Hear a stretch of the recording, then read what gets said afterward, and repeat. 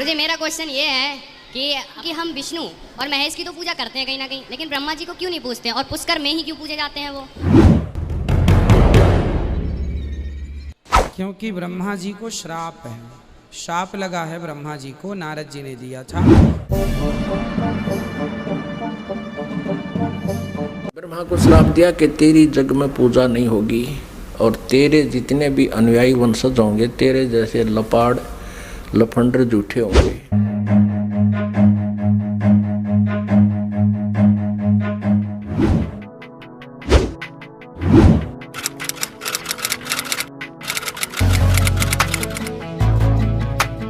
नमस्कार दर्शकों, अध्यात्म ज्ञान चर्चा की इस वीडियो में आप सभी का स्वागत है। इस वीडियो में हम जानेंगे कि आखिर संसार में ब्रह्मा जी की पूजा क्यों नहीं होती, आखिर क्या कारण है, क्यों नहीं पूजा जाता ब्रह्मा जी को इस संसार के अंदर। जानेंगे अनिरुद्ध आचार्य जी और संत रामपाल जी महाराज जी के विचार, तो वीडियो को अंत तक जरूर देखिए। गुरुजी मेरा क्वेश्चन ये है कि अपने मतलब स्टार्टिंग में ही ब्रह्मा विष्णु महेश थे। अपने जो ब्रह्मा है वो क्रिएट करते हैं सारा कुछ, और जो अपने विष्णु हैं वो उसको मेंटेन करते हैं कहीं ना कहीं, और जो महेश हैं वो कहीं ना कहीं डिस्ट्रॉय करते हैं एट दी एंड। तो मैं ये पूछना चाहता हूँ कि हम विष्णु और महेश की तो पूजा करते हैं कहीं ना कहीं, लेकिन ब्रह्मा जी को क्यों नहीं पूजते और पुष्कर में ही क्यों पूजे जाते हैं वो? तो दर्शकों, इस श्रद्धालु ने महाराज जी से पूछा कि हम विष्णु जी और शिव जी की पूजा तो करते हैं पर ब्रह्मा जी की पूजा क्यों नहीं करते। चलिए जानते हैं अनिरुद्ध आचार्य जी क्या बताते हैं। क्योंकि ब्रह्मा जी को श्राप है, शाप लगा है ब्रह्मा जी को, नारद जी ने दिया था। इस कल्प में पूजा, ये श्वेत 12 कल्प चल रहा है, इसके पहले कल्प में पूजा होती थी ब्रह्मा जी की, आगामी कल्प में भी होगी, परंतु इस कल्प में नहीं होती। इसलिए केवल इस कल्प में उनको शाप है, इसलिए नहीं होती।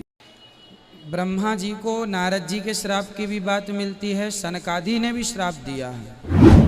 तो दर्शकों सुना आपने, महाराज जी कह रहे हैं कि नारद जी के श्राप के कारण ब्रह्मा जी की पूजा संसार में नहीं होती है। तो चलिए अब जानते हैं संत रामपाल जी महाराज जी के विचार।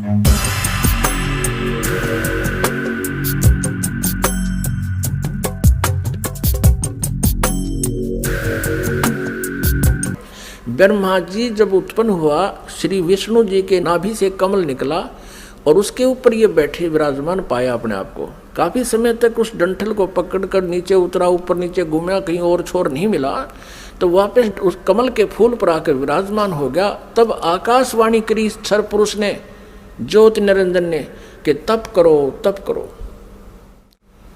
अब ब्रह्मा ने वो आकाशवाणी परमेश्वर की मानकर तप शुरू कर दिया। जब इसने 1000 वर्ष तक तप कर लिया, फिर आकाशवाणी हुई कि सृष्टि करो। अब तप से बैटरी चार्ज होगी। तो अब ब्रह्मा जी ने सोचा, वेदों में जो लिखा है ये भी भगवान की वाणी, और जो मैंने सुना हुआ भी भगवान की वाणी। अब वेदों में जो ज्ञान है वो परमेश्वर परम अक्षर ब्रह्म का दिया हुआ है।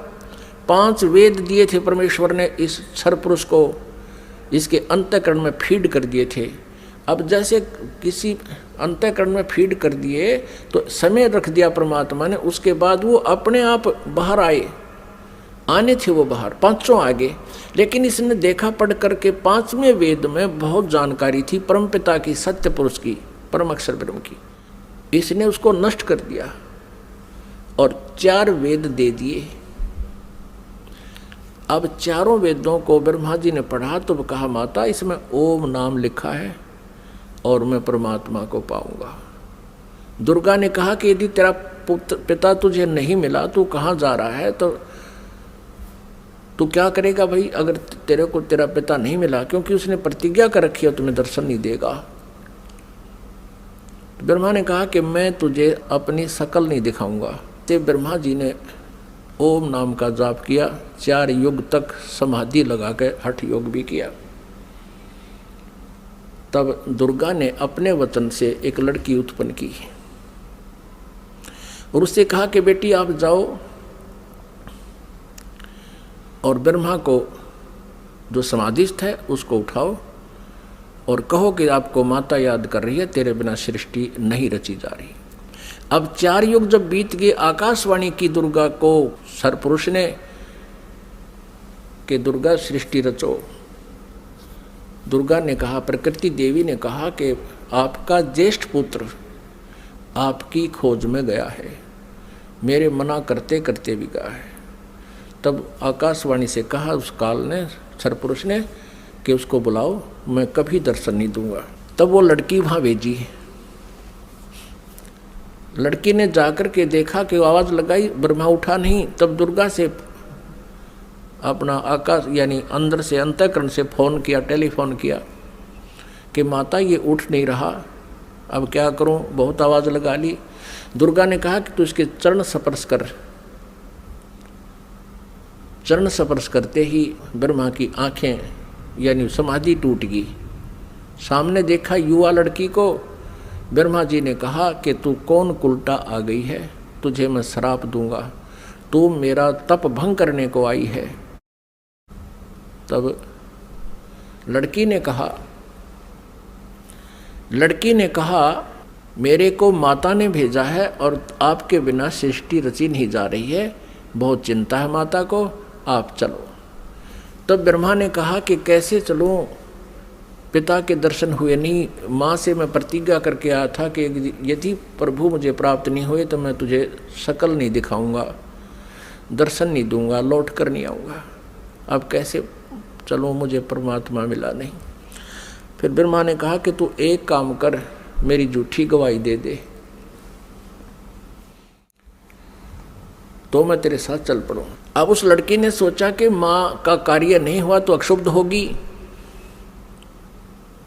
और यदि मैं झूठ बोलूँगी तो ये कह दे कि इसने अपनी मर्जी से बोला है, तो फिर मैं मारी जाऊँगी, मेरे ऊपर ज़्यादा भार आएगा।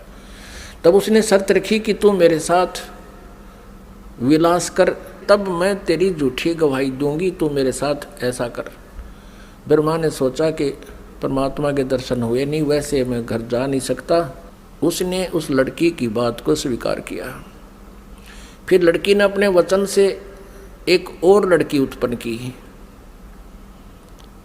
और कहा कि 1 से 2 गवाह ज़्यादा अच्छे होते हैं।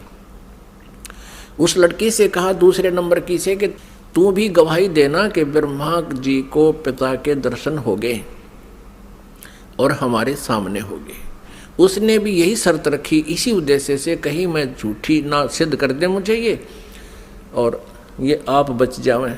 उस लड़की ने भी वही शर्त रखी ब्रह्मा ने वो स्वीकार किया। अब तीनों के तीनों माँ के पास आ गए, दुर्गा के पास।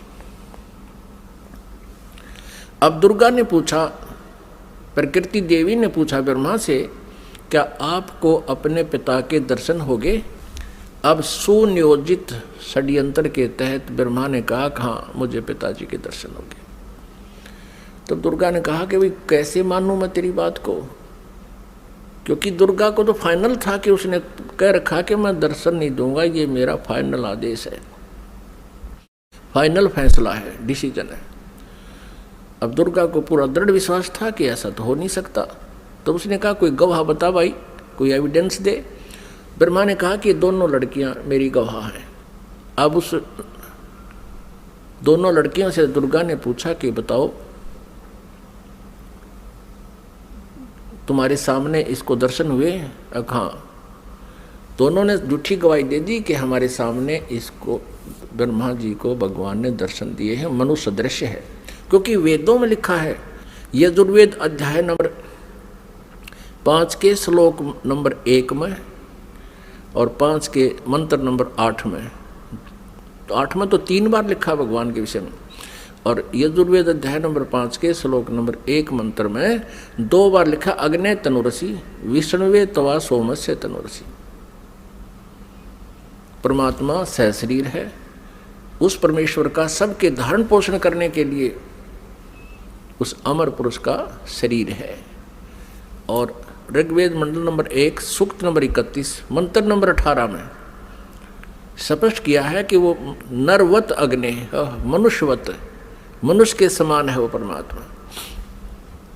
तो ब्रह्मा को वेदों से तो पता था कि भगवान मनुष्य जैसा है, उधर से उनको समझा दिया, तुम न्यों बता दियो भगवान मनुष्य जैसा है। अब दुर्गा को सभी ने जब गवाही दे दी तो दुर्गा समंजस में पड़ गई कि मेरे को तो वो कह रहा था मैं दर्शन दूंगा ही नहीं, और इन बच्चों को दर्शन दे दिए। अब दुर्गा अपने मन में दुखी होकर दूर जा बैठी और कहने लगी कि आप तो बहुत झूठे हो। आकाशवाणी अपने इंटरनेट कनेक्शन कर लिया, ऐसे ही कर लेते हैं बातें जब जिनकी भक्ति से जो सिद्धियां प्राप्त हो जाती हैं, दूसरे से दूर देश में बैठकर भी बातें की जा सकती हैं। अब दुर्गा ने कहा कि आप झूठे हो, आप झूठ भी बोलते हो, संभालो अपने काम को, आप ही करो, मुझे कुछ कहते हो, बच्चों को कुछ कहा है। तब उस आकाशवाणी की उस काल ने, ब्रह्म ने, क्षरब्रह्म ने कि तीनों झूठ बोल रहे हैं, मैंने कोई दर्शन नहीं दिए। तब वो आई करड़ी होकर दुर्गा, जैसे जांच अधिकारी को जो पता लग जाता है कि सच्चाई क्या है, पहले तो विनम्रता से पूछता है वो थानेदार, और फिर सोटा ठाकर खड़ा हो जाता है, सच्ची बता दो, झूठ बोलते हो तुमने उससे पता किया, मैंने उससे पता किया, वो ऐसे ऐसे कह रहा। तब वो कहने लगा कि मुझे आकाशवाणी हुई है परमात्मा की कि तुमने को कोई दर्शन नहीं हुए हैं। तब ब्रह्मा हंसने लग गया कि माता, मैं प्रतिज्ञा करके गया था कि पिताजी के दर्शन नहीं हुए तो मैं आपको दर्शन नहीं दूंगा। पिता के दर्शन हुए नहीं थे, हम तीनों ने मिलकर झूठ बोल दिया वापस आने के लिए। तब दुर्गा ने हम तीनों को श्राप दे दिया। ब्रह्मा को श्राप दिया कि तेरी जग में पूजा नहीं होगी और तेरे जितने भी अनुयायी वंशज होंगे तेरे जैसे लपाड़ लफंडर झूठे होंगे, सच्चाई का पता नहीं होगा पर विद्वान कब आएंगे। तो ब्रह्मा जी के अनुयायी कौन है? ऋषि महर्षि, और उनको वेदों का बिल्कुल ज्ञान नहीं था और महर्षि की पदवी पा गए।